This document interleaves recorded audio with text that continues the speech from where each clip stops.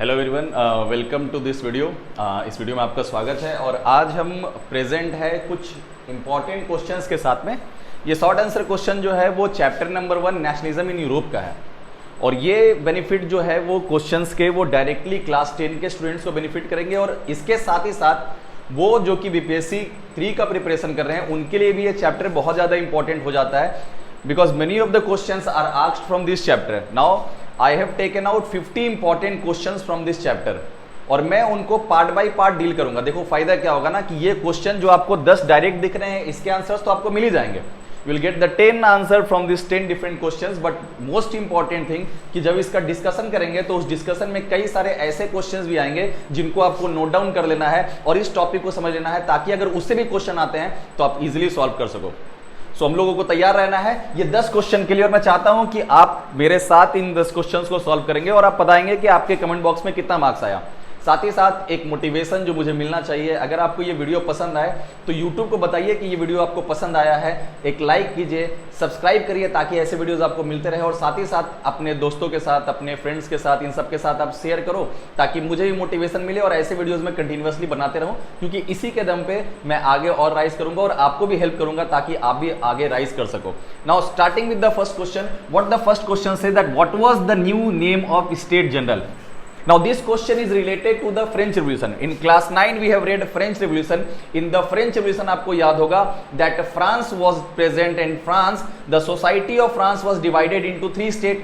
तो वहां पर जो पहले पार्लियामेंट हुआ करता था वो एरिया जहां पर लोग बैठा करते थे that was called state general, है ना, that was called state general. So what new name was given to the state general? Members of third state ने न्यू स्टेट जनरल को एक अपना नाम दिया था ताकि उनको अपनापन दिख सके and the name was national assembly.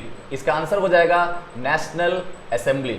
So national assembly was the name that was given to state general और ये फ्रेंच रेवोल्यूशन हुआ था आपका 14 जुलाई 1789 को। It was the beginning of French revolution जहां पर members of the third state जो है उन्होंने प्रोटेस्ट किया था। The revolution that stood for liberty, fraternity and equality.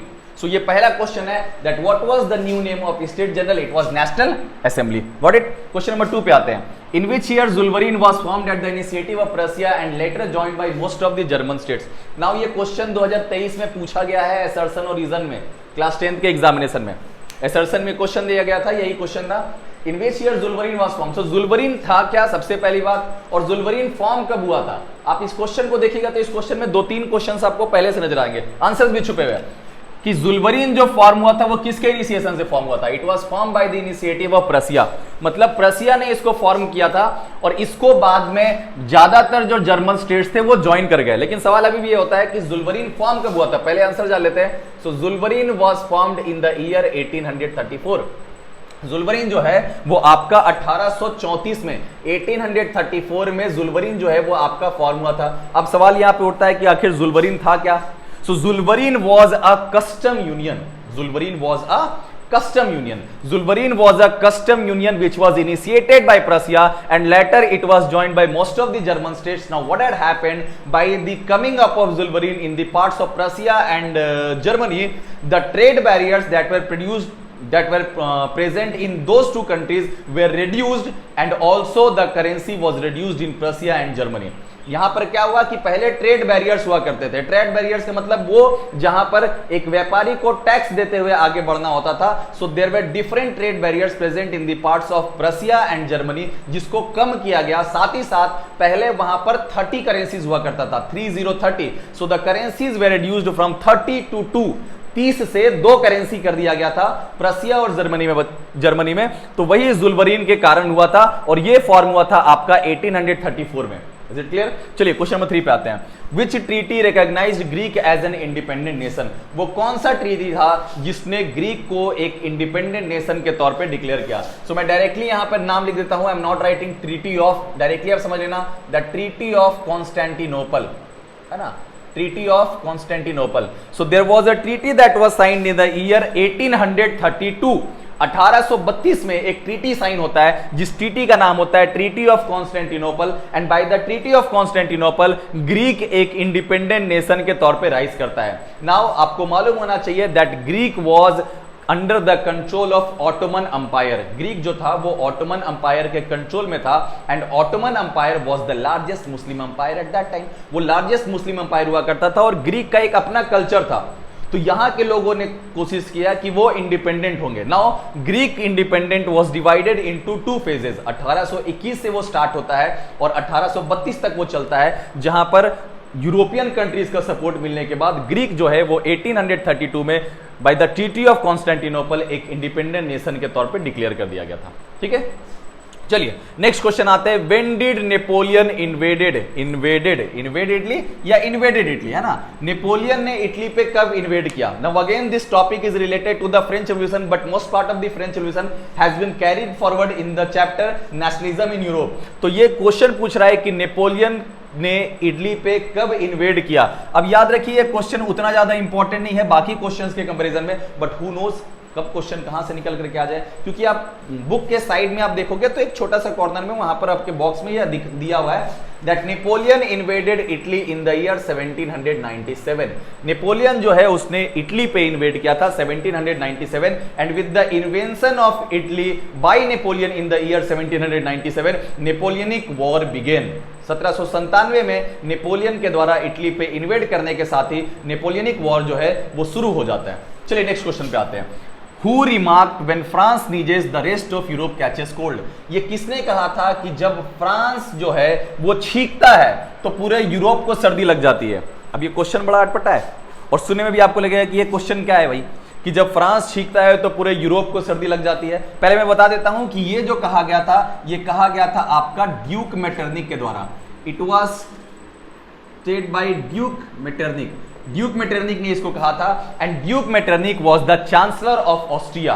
Duke Metternich जो थे वो चांसलर थे ऑस्ट्रिया के। आगे एक क्वेश्चन और आएगा जहां पर ड्यूक मेटरनिक का जिक्र आना है। ऐसा नहीं है कि ड्यूक मेटरनिक ने सिर्फ यही सेंटेंस कहा था, इसके अलावा ड्यूक मेटरनिक के नाम पर एक और है, मैं आगे आपको जाकर के बताऊंगा जब पार्ट 2 वीडियोस का बनाएंगे तो। सो रिमार्क किसने किया था? Duke Metternich. अब इसका मतलब क्या है कि जब फ्रांस छींकती है तो पूरे यूरोप को सर्दी लग जाती है। अब अज्यूम करके देखिए कि मान लीजिए मुझे छींक आ रही है और मैं बीमार हूं, तो इस क्लास में बैठे सारे बच्चे जो है वो भी बीमार हो जाएंगे मेरे कारण से। रीजन क्या है कि मैं जब छींक रहा हूं तो मैं अपने थ्रू कुछ ऐसे बैक्टीरिया को बाहर निकाल रहा हूं बॉडी से जो दूसरे के इम्यून सिस्टम को डैमेज कर सकता है और उनको इफेक्ट कर सकता है, जिसके कारण से उनको भी वायरल फीवर हो सकता है। तो यही सब चीजें जो है वो कहा गया था कि जब फ्रांस छींकती है तो पूरे यूरोप को सर्दी लग जाती है। कहने का मतलब है कि जब यूरोप में रेवोल्यूशन फैल रहा था उसकी सारी शुरुआत जो है वो फ्रांस से होता है। That means due to the France every revolution that took place in Europe happened. मतलब ये फ्रांस ही था जिसके कारण से पूरे यूरोप में आपका रेवोल्यूशन फैलता है and that is why this line was said by Duke Metternich that when France sneezes the rest of Europe catches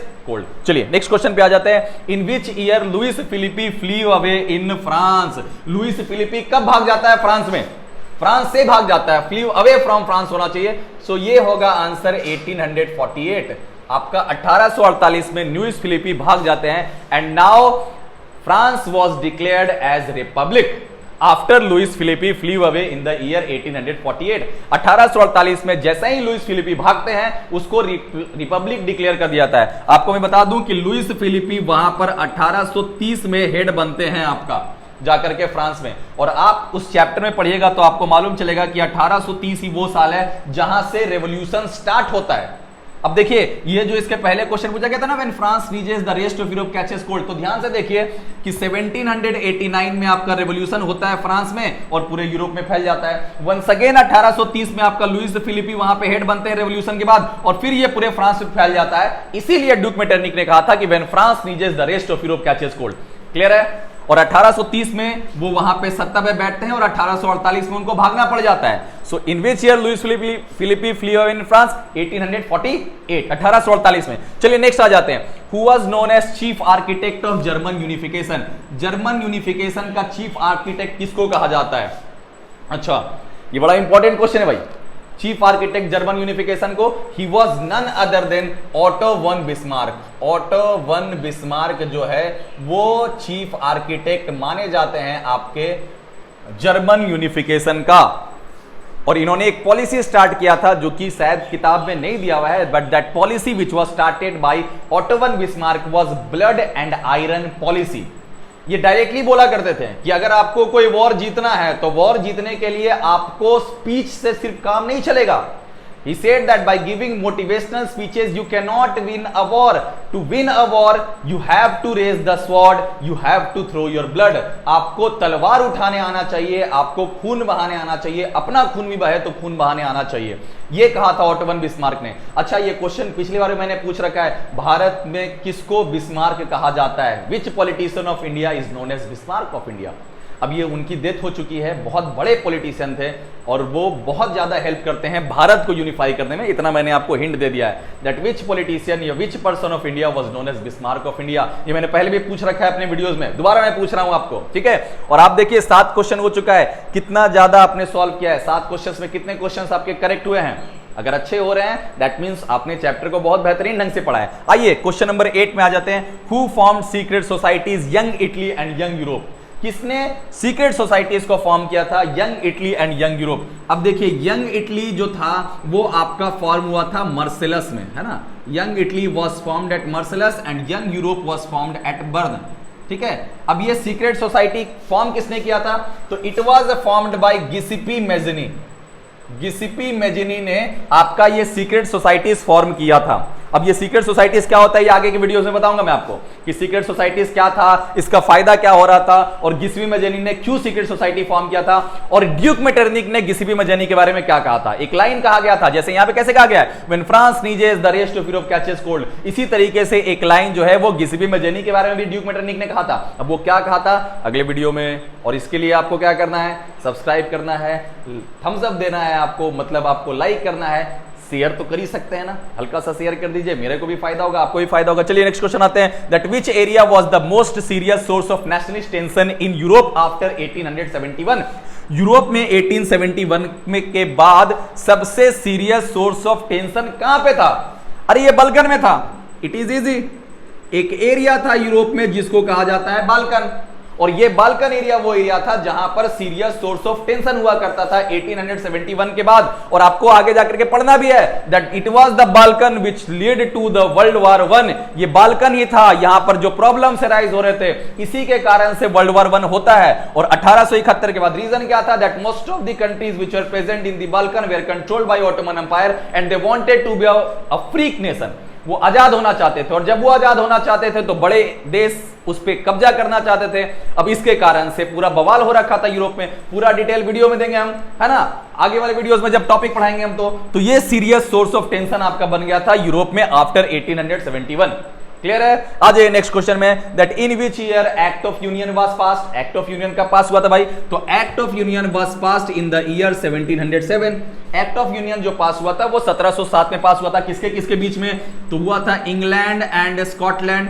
it was signed between England and Scotland and by the act of union Scotland was added to England. Act of union के कारण से Scotland को England में जोड़ा गया था, और यहीं से आपका फॉर्मेशन होता है ग्रेट ब्रिटेन का. यही फॉर्म होता है 1707 में ही. और ये होता कब है आपका? इन the year 1688 the power of monarch was restricted in England. Monarch का पावर इंग्लैंड में रेस्ट्रिक्ट कर दिया जाता है. Power of monarch was restricted, और रिस्ट्रिक्ट करने के बाद वहां पर सत्ता जो है वो आपका कॉन्स्टिट्यूशन के हाथ में जाता है, ड्यू टू विच जो स्कॉटलैंड के प्रोटेस्टेंट्स थे उनको पावर दिया जाता है इंग्लैंड के प्रोटेस्टेंट्स की तरफ से. As a result of that एक एक्ट ऑफ यूनियन पास होता है जिससे स्कॉटलैंड को इंग्लैंड में जोड़ दिया जाता है in the year 1707 which was known as act of union. ठीक है, वीडियो पसंद आए तो शेयर करिए, और बाकी 4 पार्ट के लिए इंतजार करिए. पर डे आपको एक पार्ट मिलेगा, और ये 50 क्वेश्चन में पूरा कंप्लीट करा करके मानूंगा, और सबके लिए यूजफुल है. तो वीडियो को शेयर जरूर करें. Thank you very much.